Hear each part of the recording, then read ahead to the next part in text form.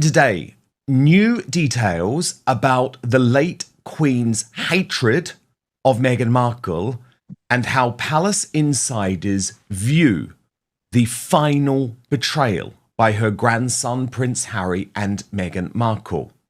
Of course, the woman who has been across this story before anyone else is Lady Colin Campbell. We're going to be with her on this in just one moment. But first, I wanted to take you through some of these astonishing insider revelations. I mean, the Daily Beast and Tom Sykes, the European editor-at-large, put it this way. Insiders are just now unloading on Prince Harry's betrayal of Queen Elizabeth.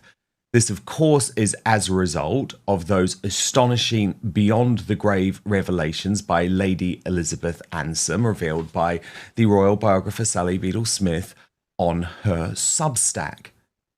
But I'm delighted now, and actually before I get to some of these specific, really damning quotes from people who are close to the late Queen, Lady C, can we just set this up from a macro point of view? Isn't it wonderful? Okay, yes, it has taken 7 years, but isn't it wonderful that allies of the late Queen are finally feeling empowered enough and like the mainstream media has changed enough that they can start talking up the actual horror and disgust at the way that Prince Harry and Meghan Markle treated the late Queen in her dying months and years? Yes, I think it's wonderful. And I knew Elizabeth Anson slightly. I have to say she wasn't my favorite person. I didn't dislike her, but I didn't like her. And one of my former flatmates used to work with her. So, but there's no doubt that she was very properly connected. She was the Queen's first cousin once removed. She wasn't the Queen's first cousin, as the media keep on saying. That was her mother, Anne Boleyn, who became Princess George of Denmark and was known as Princess Anne of Denmark. But Eliza Anson was a good friend of the Queen's. More so after Princess Margaret and the Queen Mother died, because until really Princess Margaret died, Princess Margaret filled that role. But her brother's wife, who was the Duke of Westminster's sister, was also a lady in waiting of Princess Margaret. So it was all very cozy and well connected, and she certainly knew what was going on. And I know some of the people that Sally Bedell Smith is now quoting. For instance, Elsa Boker, whom she calls Lady Elsa Boker. She wasn't Lady Elsa Boker. She was Lady Boker. She was the wife of a knight. And Elsa, who I'd known forever because she was half Egyptian, half Lebanese, and part Lebanese. So through the Lebanese community, we'd known each other for decades. And also she was a great friend of my stepmother-in-law, Margaret, Duchess of Argyll. And Elsa has said various things as well, which she said to me. So everything that actually Sally Bedell Smith is saying that Elsa said is absolutely accurate. One or two of them were so hot that I didn't put them in my book, The Real Diana. But where Eliza is concerned, it was she would spill the beans to Sally Bedell Smith. Thank God she did, because otherwise I was going to a large extent be a lone voice. Now I'm not a lone voice. And when I said certain things, people said, oh, no, Lady Colin Campbell has a blah, blah, blah. And everything I always have said actually always turns out to be true. But that doesn't stop the mainstream media from trying to denigrate what I say. But now that Sally Bedell Smith is saying it through another source, who is a cousin of the late Queen and a friend of the late Queen. It's verifiable, and the Queen was absolutely, as I indicated in my book, the Queen was, and remember, when I wrote the first version of my book, the Queen was still alive. I declared that the Queen was outraged. I had to clean up certain things to protect the identities of people. For instance, I mentioned the Queen driving someone on the Windsor estate in the Christmas, in the run-up to the Christmas season, in the run-up to Brexit. And the Queen was vitriolic about Meghan. She thought that she was, and I can't use the words, but let me put it this way. If you like jam tarts, and if you like things about the street, and if you like, the Queen was devastatingly pejorative about Meghan as an individual and as a character. And I had to clean it up for legal reasons in my book. But the Queen saw through Meghan. The Queen was absolutely furious with Meghan. And the Queen, at that Christmas, before Meghan had actually had the unmitigated gall to say that the Queen doesn't own the word royal. And the Queen could not believe that she had given this girl, this scrubber with the most appalling reputation, that she had given her an opportunity. And she had believed that because Meghan had allowed her to believe that she wanted to join the team and work as a royal and do good as a royal. And she felt utterly betrayed that she had been manipulated the way she had by Meghan. And she also felt betrayed that Harry had been manipulated and that Harry had voluntarily jumped on the bandwagon and slit the Queen's throat. Indeed. Lady C, how are you suggesting that the late Queen thought Meghan Markle was a bit of a tart? Was a what? Bit of a tart. I don't remember how I cleaned it up in the book because I had to clean it up for legal reasons. I don't remember the right. I'd have to look at, because we had to change the wording. But yes, the Queen thought that Meghan was an operator who used her attributes and had used them very successfully where Harry was concerned and where other men were concerned as well. I mean, the Queen knew that Meghan had been around the block several times. I mean, do you remember the Queen's expression during that wedding ceremony? I mean, thunder would have been more lightweight than the Queen's expression.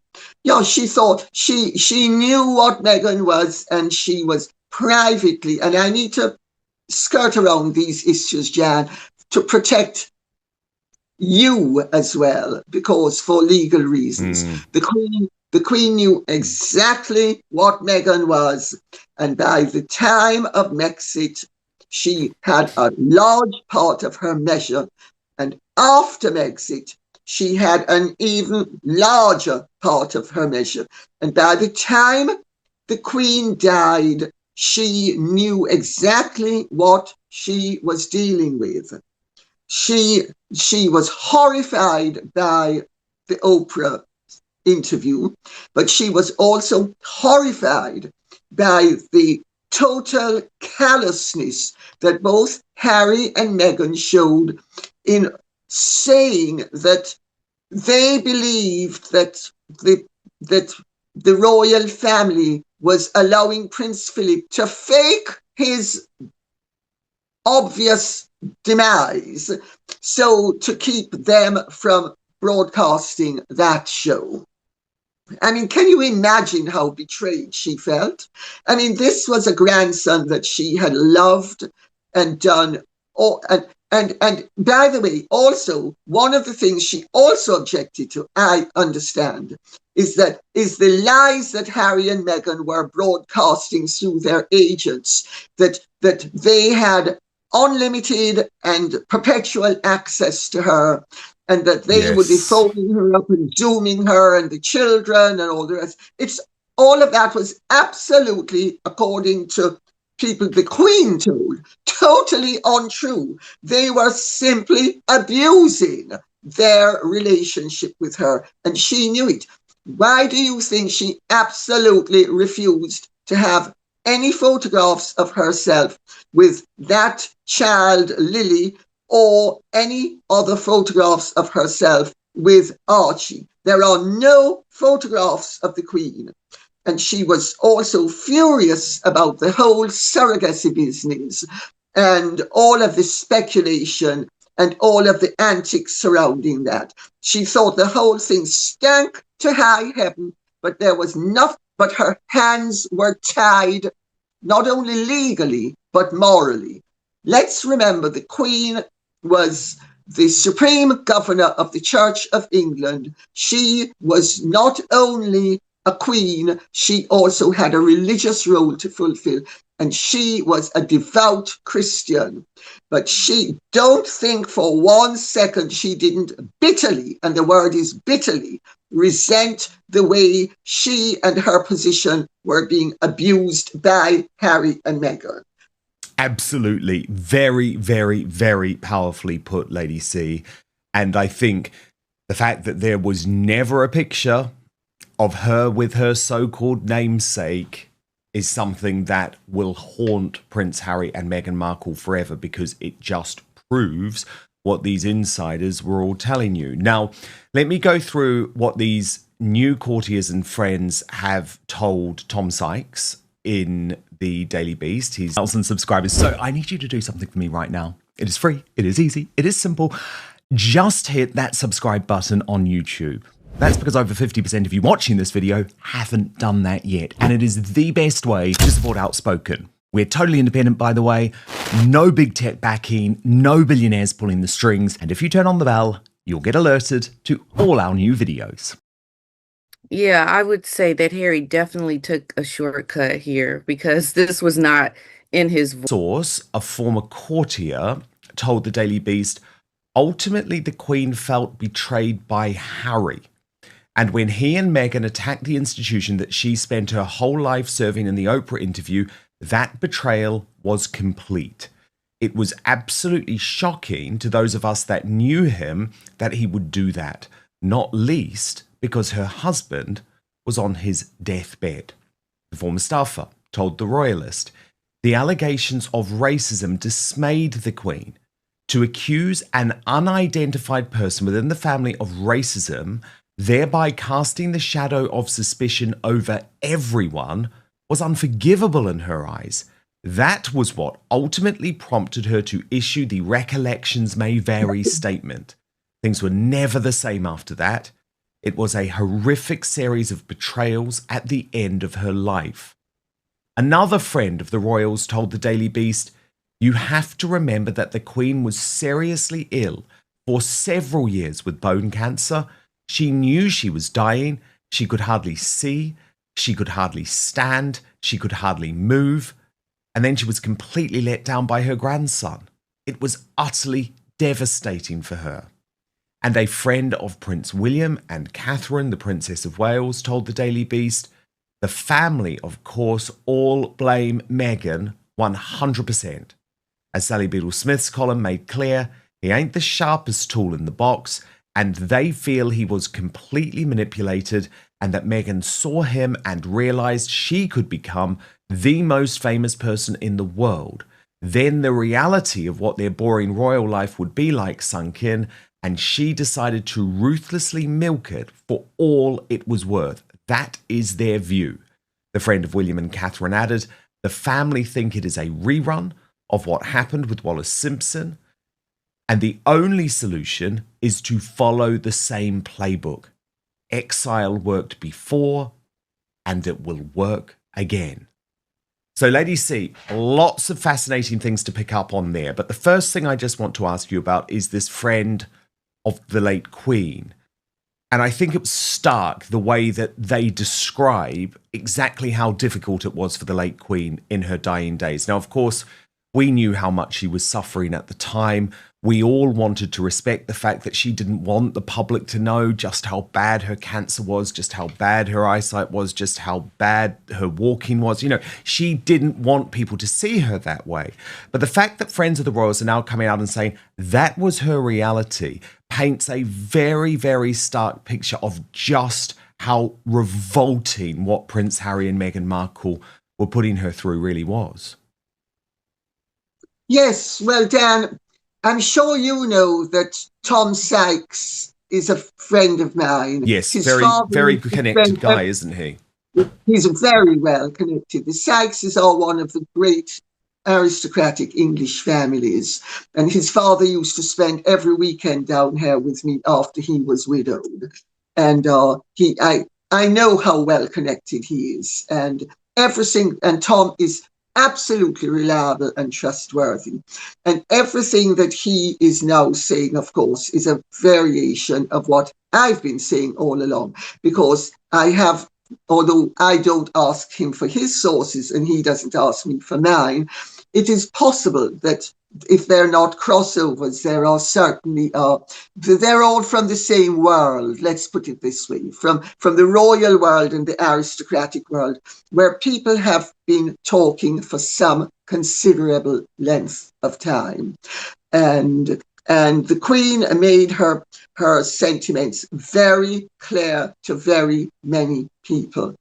And I am delighted that it's all coming out now. But it was never going to come out before now, because notice the timing. The timing of all of this is following the Hollywood Reporter and the Vanity Fair exposés. Until certain people regarded it as safe, they were perfectly prepared to have me being a lone wolf in the wilderness with you and one or two other people saying this. But they were not prepared to back it up until they knew that the tide had turned and that Meghan and Harry were being exposed for the traitors, the treacherous, really rather cruel and nasty people that they have shown themselves to be. So let's be quite clear about why it's happening now, but it is happening, and I am delighted it's happening. And it shows that the way the poor Queen was treated was abominable, absolutely abominable. And indeed, I don't know if you remember, but I'm the person who actually made the announcement of the Queen's death. Yes. I did it at 4:00, and Buckingham Palace then they were supposed to do it at 6:00, and they did it at 6:32, if I remember correctly. It might have been 6:31 because of shilly-shallying with Harry. But I was approached, and then I had the dilemma, and I checked with various, shall we say, people, and there was a great concern that Meghan was going to exploit the situation and come out with some of one of her nonsensical but very damaging and destructive announcements, like, oh, poor me, what have left I've been abandoned and left here alone because I'm a proud, confident woman of colour and star of suits, and they don't want me because I've got black blood and I'm not allowed to be at Granny's bedside, and everybody knows that I was Granny's favourite granddaughter and granddaughter-in-law. And to prevent her from doing that, it was recommended to me that I announce it. So once I had announced the Queen's death, Meghan was not going to be able to see. And look, and I've had to, and so we blocked her beautifully. Absolutely fascinating, and what history. Now, Lady C. But you know, Dan, may I say please, that please. It shows to what extent the poor royal family and the royal establishment have been hemmed in by Meghan Markle's malice. Yes. And her resourcefulness and her imaginativeness and her total lack of scruple, that this woman will do anything to grab column inches for herself, and has done anything. Yep. You know, can you imagine the enormity of encouraging a beloved grandson to accuse his dying grandfather of faking an illness resulting in his death, so that Meghan wasn't able to lie and say that the royal family was racist and they were depriving Archie of a title because he had some black blood in him, when indeed his title was once he was declared legitimate, he had a title from the word go, which was Earl of Dumbarton. And you know, if you actually stop and think about the things Meghan Markle has said, and the lies she has told, and the lies she has got away with, and how the mainstream media just swallowed it whole because they thought, oh, well, you know, we're going to run with this, whether we accept it as fact or not. I mean, the whole thing has been a scandal, not only in terms of Meghan Markle's destructive behavior, but in terms of the remiss and negligent behavior until recently of the mainstream media. 100%. 100%. And actually, Lady C, I did want to ask you about that in regards to the Prince Andrew story, because finally we get word this week that the FBI investigation is going nowhere. This is how the mainstream media in the UK pitched it. So they're still very much in an anti-Andrew point of view. Well, I spoke to a source very close to Andrew and Sarah Ferguson at the weekend, who actually are just so angry now, Lady C, because they feel like his life has been ruined, not just by the false allegations, but because of the fact that the mainstream media continue to peddle a false narrative. Your thoughts? Oh, I couldn't agree more. And I think I know who you were speaking to, but I'm not going to mention the name. But, thank you. Yeah, but the fact of the matter is, the way the mainstream media have dealt with the Andrew business is a total disgrace, and they know it's a disgrace, and they are their misconduct is totally unjustifiable. You know, a reputable journalist does not lie or traduce people unfairly. And they have gone with the fairy on the top of the Christmas tree and everybody else needs to be traduced. And Andrew is their whipping boy. And the whole thing is totally unfair. And it's incumbent on the mainstream media to actually be fair where he's concerned. The late Queen was absolutely distraught at the way Andrew was being treated, and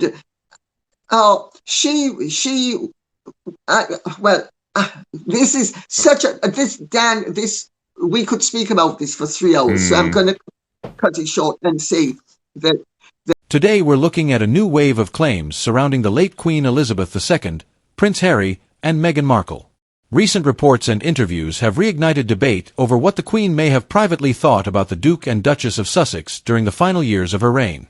The discussion is fueled by comments from Lady Colin Campbell and newly published accounts attributed to individuals said to have been close to the late monarch. As always, We'll separate reported claims from verified facts and examine what these latest revelations could mean for the royal family. Let's get started. Segment 1. Why these new claims are making headlines. The latest controversy stems from reports that allies of Queen Elizabeth II are becoming more willing to discuss her private feelings toward Prince Harry and Meghan Markle. Much of the discussion centers on material published by royal biographer Sally Bedell Smith, who references conversations with Lady Elizabeth Anson, a cousin and longtime confidant of the late Queen.